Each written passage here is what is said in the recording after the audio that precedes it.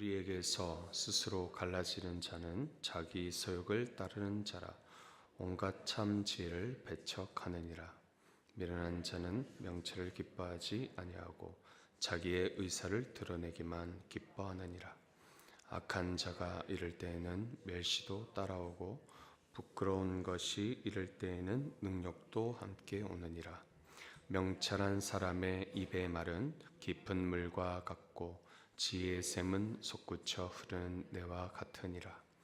악인을 두둔하는 것과 재판할 때의 의인을 억울하게 하는 것이 선하지 아니하니라.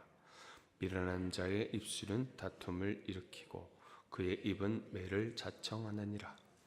미련한 자의 입은 그의 멸망이 되고 그의 입술은 그의 영혼의 그물이 되느니라. 남의 말하기를 좋아하는 자의 말은 별식과 같아서 뱃속 깊은 데로 내려가느니라. 자기의 일을 게을리하는 자는 배가하는 자의 형제니라.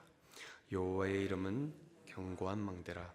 의인은 그리로 달려가서 안전함을 얻느니라. 부자의 재물은 그의 견고한 성이라. 그가 높은 성벽같이 여기느니라. 사람의 마음의 교만은 멸망의 선봉이요 겸손은 종기의 길잡이니라.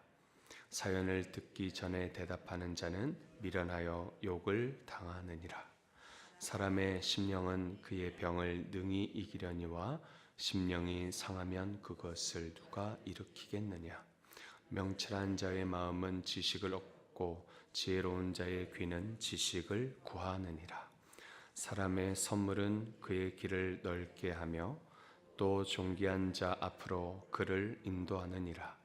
송사에서는 먼저 온 사람의 말이 바른 것 같으나 그의 상대자가 와서 밝히느니라. 제비 뽑는 것은 다툼을 그치게 하여 강한 자 사이에 해결하게 하느니라. 노엽게 한 형제와 화목하기가 견고한 성을 취하기보다 어려운즉 이러한 다툼은 산성 문빗장 같으니라. 사람은 입에서 나오는 열매로 말미암아 배부르게 되나니 곧 그의 입술에서 나는 것으로 말미암아 만족하게 되느니라. 죽고 사는 것이 혀의 힘에 달렸나니 혀를 쓰기 좋아하는 자는 혀의 열매를 먹으리라. 아내를 얻는 자는 복을 얻고 여호와께 은총을 받는 자니라. 가난한 자는 간절한 말로 구하여도 부자는 엄한 말로 대답하느니라. 많은 친구를 얻는 자는 해를 당하게 되거니와 어떤 친구는 형제보다 친밀하니라. 아멘. 오늘 우리가 보는 잠언 18장 말씀은 짧은 잠언, 즉 단편 경구로 그렇게 이루어져 있습니다. 오늘은 1절에서 11절까지 말씀만 그런 시간상 그렇게 나누도록 하겠습니다. 1절에서 11절 말씀은 악한 사람들과 미련한 사람들에 대한 말씀, 그런 내용들이 있습니다. 1절 보시면 우리에게서 스스로 갈라지는 자는 자기 소욕을 따르는 자라. 온갖 참 지혜를 배척하느니라 라고 했습니다. 자, 여기 갈라지는 자가 나오죠. 마음의 내적 상태가 갈라져 있음을 뜻합니다. 이런 사람에게 다른 사람을 배려하는 모습을 기대할 수 없습니다. 공동체는 개인보다 전체를 우선으로 합니다. 그러나 이러한 사람은 공동체를 해치는데 왜냐하면 자기 욕심으로만 판단하고 생각하기 때문입니다. 2절, 이러한 미련한 자는 또한 어떤 사람인지 한번 보겠습니다. 자기 의사, 자기 주장만을 말하는 사람이 바로 이러한 사람이죠. 그리고 그 마음 상태가 교만합니다. 남의 충고나 조언을 무시하고 자기 뜻대로 행동합니다. 그리고 3절에 이와 같은 자들에게 따르게 되는 그 결과가 기록되어 있습니다. 3절 보면 악한 자가 이를 때에는 멸시도 따라오고 부끄러운 것이 이를 때에는 능력도 함께 오느니라. 자, 3절에 먼저 이 악한 자에게 처음 오는 것이 멸시입니다. 자, 이 악한 사람들에게 처음에 이 멸시를 받다가 그가 뉘우치지 않으면 무엇이 옵니까? 그 뒤에 부끄러운 것, 그에게 수치가 찾아오게 됩니다. 그러할지라도 더 이상 변함이 없을 때 그에게 또 마지막으로 찾아오는 것은 바로 능욕입니다. 바로 모욕이죠. 이 모욕을 받게 되어지는 등 형벌의 크기가 점점 커지게 된다라는 것을 오늘 말씀에서도 보게 됩니다. 자, 이어서 4절입니다. 지혜로운 자가 따라오는 것이 무언가를 3절의 악인에 대조해서 이 4절 말씀에 나오죠. 명철한 사람의 입의 말은 깊은 물과 같고 지혜의 샘은 솟구쳐 흐르는 내와 같으니라. 자, 4절에 명철한 사람이 어떻습니까? 자, 명철한 사람의 말을 깊은 물과 그리고 지혜의 샘, 이 깊은 물, 지혜의 샘 등으로 물로 표현하고 있음을 봅니다. 자, 여기서 물은 생명을 뜻합니다. 그리고 깊은 물이 나오는데, 그리고 이 깊은 물이라는 뜻을 가지고 있는데 최고의 시원한 물로 그렇게 비유하고 있는 겁니다. 최상의 생명을 얻게 될 것이다 라는 그런 말씀입니다. 하나님의 말씀이 바로 신선하고 최상의 생명을 주시는 능력 있는 말씀이다라는 것 또한 여기서 알게 되는 것입니다. 자, 지혜자 하나님의 말씀을 우리가 듣고 그리고 그 지혜가 우리를 통해서 흘러갈 수 있도록 우리는 해야 될 것입니다. 자, 5절 말씀, 재판에서 부당한 판결에 대한 잠언이 나옵니다. 자, 현대인의 성경은 이렇게 말씀합니다. 재판석에서 악인을 옹호하고 의로운 사람을 죄인 취급하는 것은 옳지 못한 일이다. 자, 여기 5절에 악인을 우리 가지고 있는 성경에는 두둔하다, 그리고 현대인에는 옹호하다라고 그렇게 나와 있습니다. 얼굴을 들어 올리다라는 그런 뜻입니다. 상대방의 지위와 재산, 힘을 보고 편을 들어주는 것을 말합니다. 재판을 할 때나 우리가 누군가를 평하는 때가 오면 악한 사람을 두둔하고 의로운 사람을 억울하게 해서는 안 된다라는 말입니다. 하나님은 공평하십니다.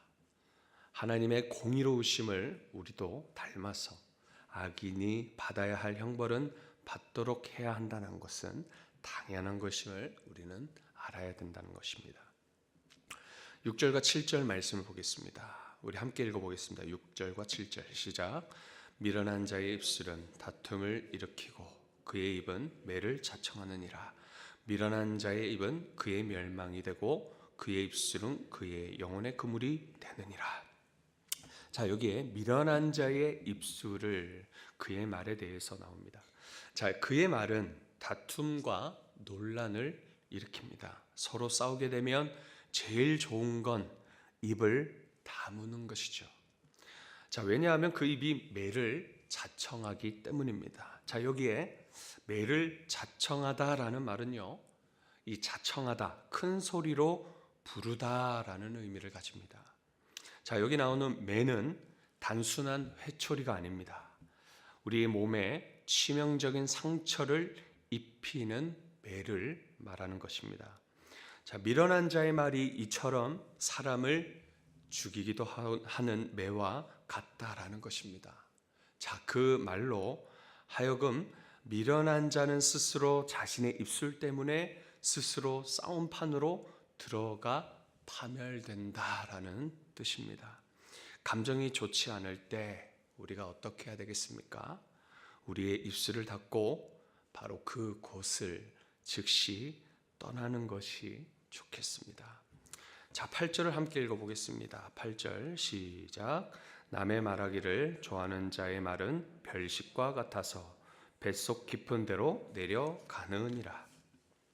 자, 여기에 소문을 내는 것에 대한 내용이 나옵니다. 즉, 남의 이야기를 하는 것을 별식과 같다라고 그렇게 표현합니다. 그러니까 우리가 매일 어디 놀러 가면 맛난 음식을 찾으러 갑니다. 맛있는 음식을 찾으러 가는데, 자, 이 맛난 음식, 이것을 즉시 입으로 먹고 바로 금방 소화시키듯이 오늘 이 말씀도 똑같이 그렇게 말하고 있습니다. 즉시 배불리 먹으며 스스로를 즐겁게 하는 것, 솜을 내는 우리의 마음이 바로 이와 같다라는 것입니다. 소문을 내는 것, 남 이야기를 하는 것은 깊은 곳 마음속에 들어가 우리 각자의 마음을 지배하게 되는 것입니다. 사소한 이야기라도 특히나 가족들의 이야기를 좀 지켜주십시오. 서로의 사생활을 지켜주십시오. 그것이 좋은 것이든 좋지 않는 것이든 굳이 나눌 필요가 있는 것이라면 그것이 나누어서 하나님이 기뻐하시고 영광되고 그리고 은혜가 되는 것이라면 나누십시오. 그러나 그것이 지극히 인간적이고 육체적이라면, 그것이 우리의 자랑이라면 우리의 입을 열지 않는 것이 오히려 낫다라는 것입니다. 10절과 11절 말씀을 우리 같이 한번 마지막 읽어보겠습니다. 시작. 여호와의 이름은 견고한 망대라. 의인은 그리로 달려가서 안전함을 얻느니라. 부자의 재물은 그의 견고한 성이라. 그가 높은 성벽같이 여기느니라. 자, 여기 10절에 여호와의 이름, 우리 주님을 믿는 자들에게 있어서, 의인들에게 있어서 여호와의 이름은 무엇입니까? 견고한 망대다라고 그렇게 기록되어 있습니다. 가장 높은 곳에 튼튼하게 지어진 가장 안전한 피난처다라는 것입니다. 자, 그러나 9절을 한번 보십시오. 9절과 또 대조가 됩니다. 게으른 자는 자기 자신을 스스로 어떻게 합니까? 패망하게 합니다. 자, 그가 의지할 안전한 곳이 없기 때문입니다. 그러나 의인은 여호와 하나님께 달려가 자신의 의를 인정받고 가장 안전하게 보호함을 받을 수 있는 은혜가 있습니다. 자, 11절에 의인은 하나님을 의지하나 부자는 무엇을 의지합니까? 자신의 재물을 의지하는 것을 봅니다. 재물이 그에겐 견고한 높은 곳의 성벽이다라고 그렇게 착각하고 있는 겁니다. 정작 부자가 가져야 할 마음이, 자, 12절에 기록되어 있죠. 겸손한 마음입니다. 그럼 존경을 받을 것입니다. 이제 말씀을 정리합니다. 여러분, 누구를 의지하겠습니까? 우리가 의지할 것, 우리가 닮아야 할 성품은 하나님의 그 사랑과 공의입니다.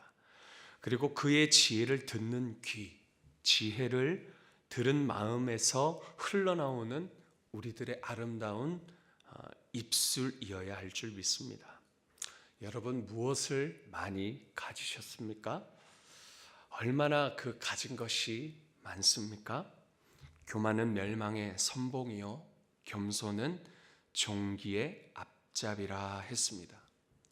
존중받는 자가 되어지려면 하나님의 주신 그것으로, 우리에게 가진 그 풍성한 것으로 하나님이 하나님됨을 나타내며 하나님 앞에, 사람 앞에 인정받고 존중받는 그런 하나님의 백성 모두가 되시길 간절히 소망합니다.